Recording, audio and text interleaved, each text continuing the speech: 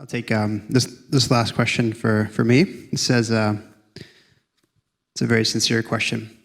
How can God help me stop grieving for my husband who passed away in February so that I can move forward?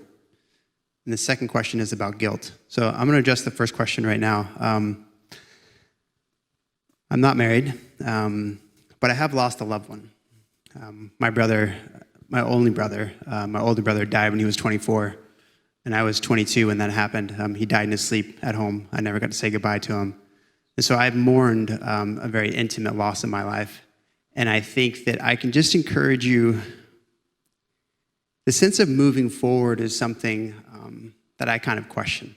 I don't know if we ever move forward in the sense that loss, we don't carry that loss with us in some way.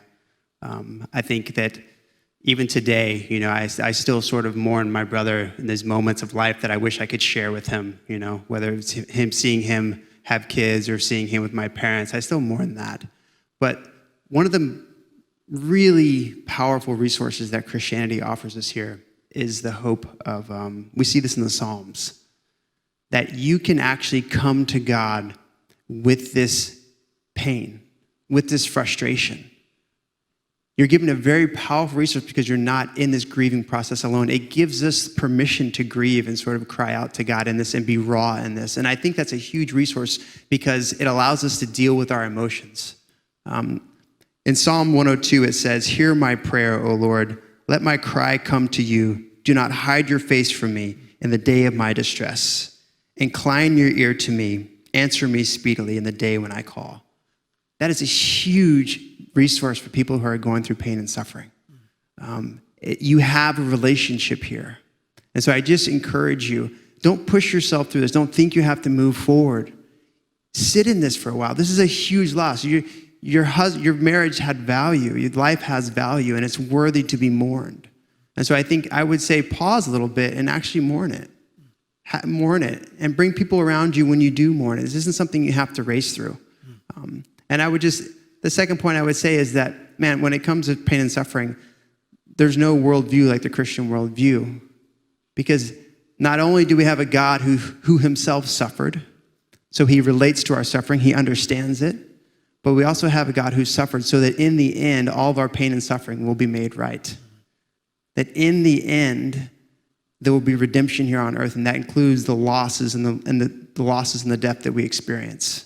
And the second question I just want to get to really fast, it says, "I grew up in a Catholic and now find myself deeply flawed by guilt. How can I release that guilt?" Now, I don't understand what the guilt is about, but I did come across this passage the other day, and it's really helpful when it comes to guilt. And I say this because we live in a kind of where we are in society right now is we think with our emotions. Because I feel something, that therefore it's true. Okay, that's our tendency with where we are. And so when you feel guilty, doesn't mean you are guilty.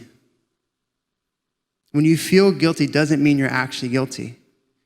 We shouldn't think with our emotions. Our emotions are important, but we should ask those emotions, okay, is there actually reasonable grounds for me to feel guilty in this case? So you have to question that sort of spirit. And I came across this verse in 1 John. It says, "God is greater than our heart, and he knows everything." That means that even though I may feel guilty, that God is greater than my emotions. He's greater than how I feel.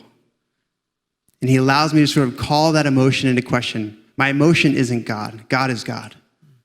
And so I just encourage you, whatever guilt that is, maybe bring someone into it and ask yourself, is there reasonable grounds for me to feel guilty here? All because I feel guilty doesn't mean you actually are.